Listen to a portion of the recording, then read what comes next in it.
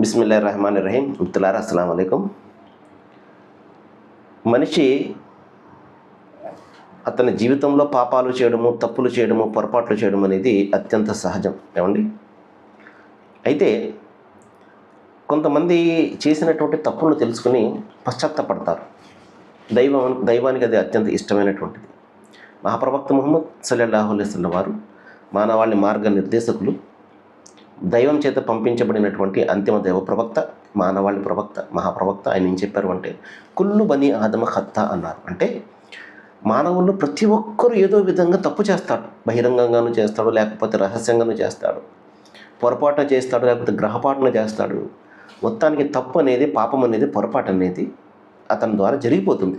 అయితే ఖైరున్ ఖత్తాఉన్ తవ్వాబీన్ అన్నారు. అంటే తప్పు చేసినటువంటి వాళ్ళలో తన తప్పును తెలుసుకొని దైవానికి క్షమాపణ వేడుకునేవాడు ఎవరు అంటే అతను దైవానికి అత్యంత ఇష్టుడని చెప్పడం జరిగింది. మాసెలరా, కాబట్టి తప్పు చేయడం అనేది అత్యంత సహజం. To err is a human and to forgive is a divine అని చెప్పేసి ఇంగ్లీష్లో ఒక సామెత ఉంది. ఎర్ర అంటే తప్పులు చేయడం మానవ సహజం, క్షమించడం అనేది దైవం యొక్క ఆయన గొప్పతనం. మహాశిలరా, ఈ పాపాల్లో కొన్ని ఘోరమైనటువంటి పాపాలు ఉన్నాయి. అటువంటి పాపాల నుండి మనం బయటపడడానికి ప్రయత్నం చేయాలి. కొన్ని చిన్న చిన్న పొరపాట్లు ఉంటాయి, తప్పులు ఉంటాయి. అవి మనం చేసినటువంటి దాన ధర్మాలు లేకపోతే మన ఆరాధనలతోటి అవి సమసిపోయే అవకాశం ఉంది. కానీ కొన్ని ఘోరమైనటువంటి పాపాలు ఉన్నాయి. వీటిని దైవం క్షమించకపోతే, మనం పశ్చాత్తాపం చెందకపోతే, పాప క్షమాపణ మనం వేడుకోకపోతే ఈ ప్రపంచంలో చాలా భయంకరమైనటువంటి పట్టు నుండి మనం ఎంత మాత్రం కూడా తప్పించుకోలేము. అందులో ఒకటి ఏమిటంటే దైవానికి సాటి కల్పించడం.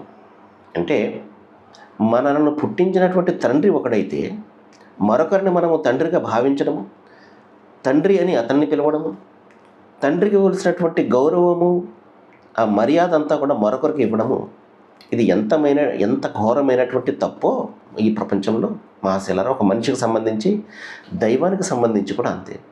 సృష్టిని సృష్టించినటువంటి సృష్టి ప్రభువు, సృష్టికర్త, సర్వేశ్వరుడు అల్లాహ్ యెహోవా ఒక్కడు అయితే ఆయనకు అనేక మందిని కల్పించడం, మనుషులను కల్పించడము, జీవజాలాన్ని కల్పించడము, ఇంకా రకరకాల ఆకారాలను కల్పించడం, అనేక స్వరూపాలను కల్పించడం, ఇవేవైతే ఉన్నాయో అది ఘోరమైనటువంటి పాపంగా దైవము ప్రతి గ్రంథంలో కూడా అది చెప్పడం జరిగింది. ఇన్షాల్లా మనం దీనికి సంబంధించి వచ్చే ఎపిసోడ్లో కూడా తెలుసుకుందాం. వాఖిరు దవానా అనిల్ హమ్దులిల్లాహి రబ్బిల్ ఆలమీన్. సర్వే జన సుఖినో భవంతు. Thank you.